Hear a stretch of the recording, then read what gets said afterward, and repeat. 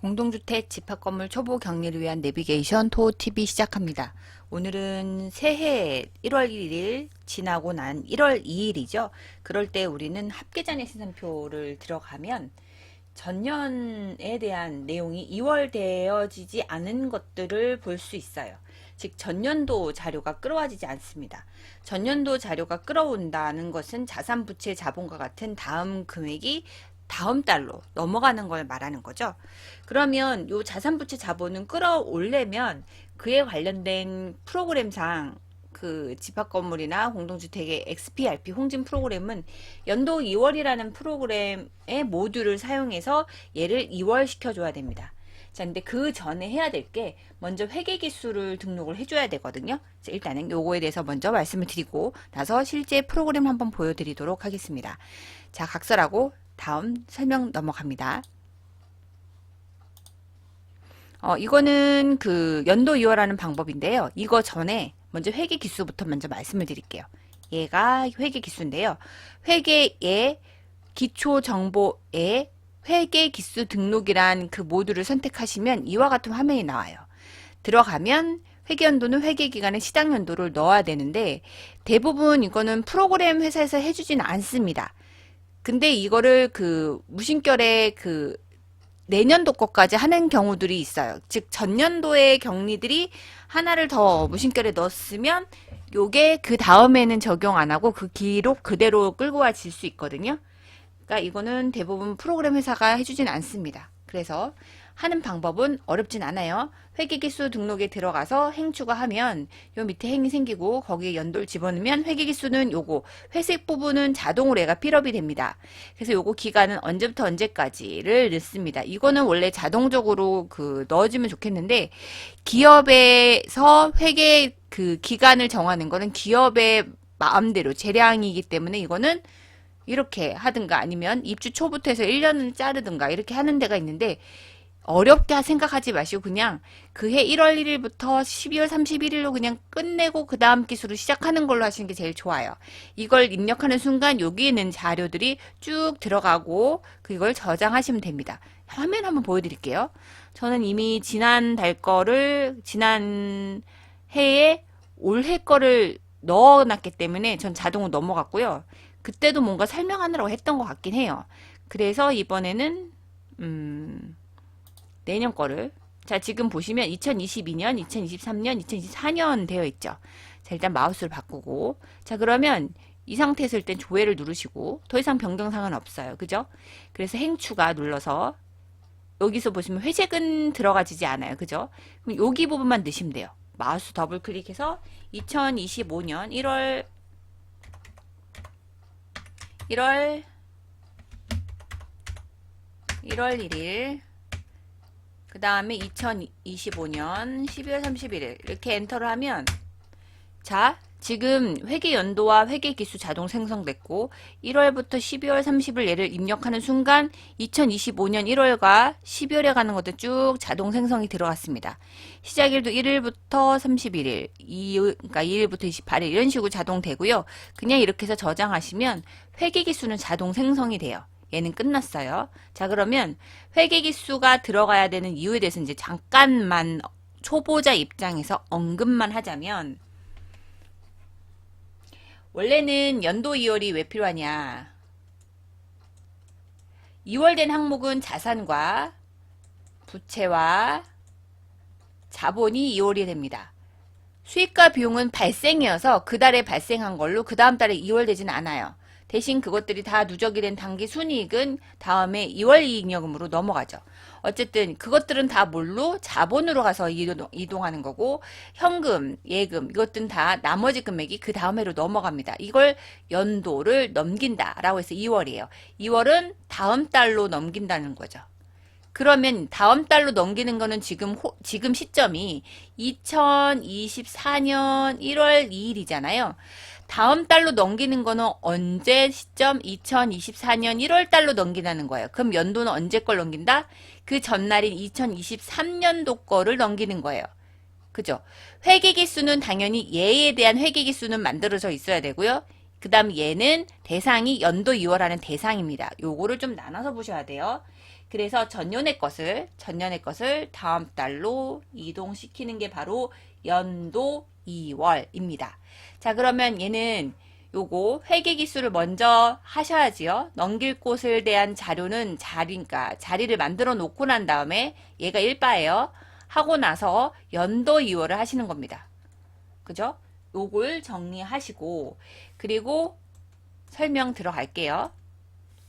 자, 그러면 이제 본격적으로 연도 2월인데요.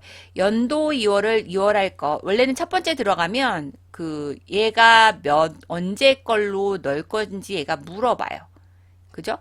그래서 연도 2월 할 거에 대한 기수를 선택하고 조회를 한 다음에 그리고 나서 얘의 금액을 여기다가 입력을 합니다. 근데 이게 당기순이익이 이렇게 플러스로 나올 수도 있겠지만 대부분 마이너스일 경우도 있어요. 마이너스일 수도 있고 플러스일 수도 있고 금액이 적을 수도 있고 왜냐하면 지금 부가 마감을 하지 않았잖아요. 12월 거. 지금 2024년 1월 2일 날 하는 거기 때문에 그 다음 전년도 2023년도 12월 31일 거에 대해서는 부가 마감을 하지 않았죠. 그러면 관리 수익이 없어요. 어떤 데는 마이너스일 수도 있고 어떤 데는 플러스일 수도 있습니다. 이거에 대한 금액은 요 마이너스면 마이너스 금액 그대로 일단 넘겨주세요. 넘겨주셔야만 그 전년도의 자산부채 자본이 2월 돼서 끌어와집니다. 자, 그러면 당기순이익 처분에 조회된 당기순이익 금액을 입력하는 거예요. 동일하게. 근데 여기 관리비 차감 적립금 미처분 이익금 넣긴 하는데 우리가 부가 마감이 끝나고 2월쯤에 잉여금 처분하잖아요. 그때 우리가 전표로 하지 굳이 여기다가 넣지 않습니다. 여기다 넣으면 전산의 섀도우 처리가 돼서 전표는 없이 얘가 2월 되는 거예요. 그러니까 근거 자료를 남기려면 2월 달에 우리가 잉여금 처분하잖아요. 그거는 전표로 하시는 게 좋아요. 확정 날짜로. 근데 얘는 무조건 12월 31일 거 기준으로 끌어와지는 거기 때문에 여기는 굳이 넣지 않습니다. 정기 2월 이익여금에다가 당기순이익을 넣는 거죠. 얘를 넣어주셔야 돼요. 자, 보면 해당하는 자본 계정 금액란에 동일하게 입력 후 저장하고요. 처분 계정이 여러 개인 경우 이거는 지금 우리한테는 필요 없습니다. 처분은 언제 한다? 2월에 잉여금 처분을 해요. 즉 이거를 뭐라고 하냐? 또 다른 말로 결산이라고 합니다. 전년도의 2월 이익여금에 대해서 어떤 거는 입주자 기여, 그 다음에 소유자, 입주자 등 기여 이렇게 해서 장충으로 넘어가든가 관리비 차감 적립금을 한가 그 비율로 해서 우리가 결산하잖아요. 그때 2월 전표가 넣어야지 이렇게 12월 31일 날 미리 넣어질 수가 없어요. 시점상. 그러니까 얘는 그냥 무시하세요. 그리고 당기순이익에 마이너스 금액이 조회되는 경우는 마이너스까지 동일하게 입력하세요. 그리고 나서 우리가 부가 마감이 끝나면 얘를 다시 한번 수정하셔야 됩니다. 그리고 회계 잔액 변경으로 연도율을 다시 해야 되는 경우가 이거는 반드시 있습니다. 왜냐하면 부가 마감하면 관리 수익이 생기고 당기순이익이 당연히 바뀌겠죠. 그래서 연이월의 현재 시점으로 조회되기 때문에 제2월 하는 연도의 기수를 조회한 다음에 지금 이거와 같은 방법으로 다시 입력하고 저장하셔야 돼요. 그리고 연도이월이 안 되는 경우는 여기 있는 금액하고 여기 있는 금액이 서로 다른 경우. 당기순이익이 이렇게 됐는데 내가 정기 2월 이익여금은 딴 금액을 얻다. 그러면 이게 붉은색으로 표시되고 저장이 안 됩니다. 그렇기 때문에 연도율은 그렇게 하셔야 된다. 자, 그러면 저희 거 한번 보여는 드릴게요. 했던 거를 보여드릴게요. 저는 이미 끝났으니까.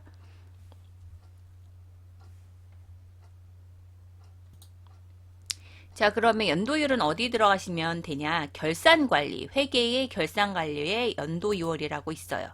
그걸로 들어가면 이런 화면이 뜹니다. 자, 그러면 회계연도는 2024년도에 1월 1일부터 10월 31일이죠.